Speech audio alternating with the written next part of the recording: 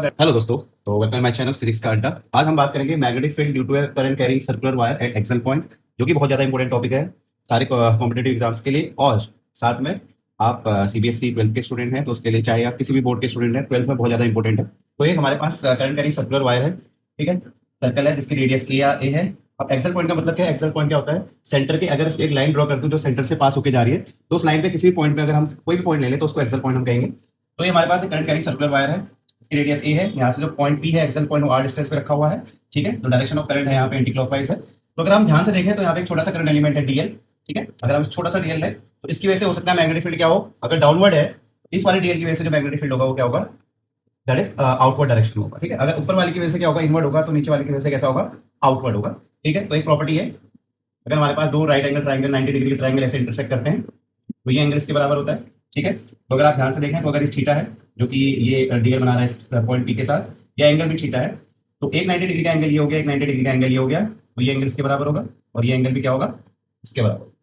फिर डीबी जिस भी साइड के साथ एंगल बनाएगा वो क्या होगा, that is horizontal component dB cos theta. This is also horizontal component dB cos theta, जबकि दोनों का vertical component dB sine theta यहाँ पे होगा, इसका भी कंपोनेंट जो होगा डीबी साइन थीटा यहाँ पर। तो अगर आप ध्यान से देखें कि जो मैग्नेटिक फील्ड है दोनों डीएल की वजह से, चाहे वो इस पॉइंट की वजह से हो या इस पॉइंट की वजह से हो, वो होगा म्यू नॉट आई 4 pi upon DL 4 pi dl upon x square.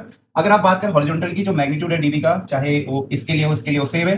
तो हॉरिजॉन्टल कंपोनेंट्स अगर आप देखेंगे तो दोनों क्या है, इक्वल है, लेकिन अपोजिट डायरेक्शन में है।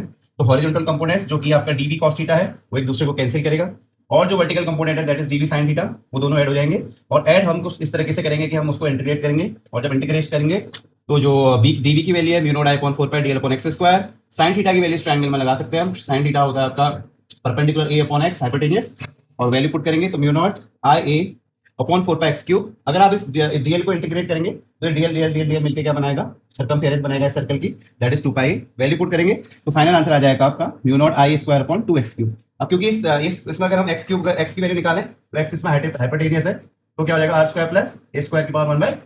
फाइनल जो फॉर्मुला आ जाएगा एक्सल पॉइंट पे मैग्नेटिक फील्ड का, वो कितना हो जाएगा, mu naught I A square upon 2 R square plus A square की पावर 3 बाय।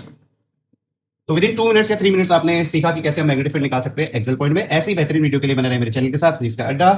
चैनल को करें लाइक, सब्सक्राइब और दोस्तों के साथ करें शेयर।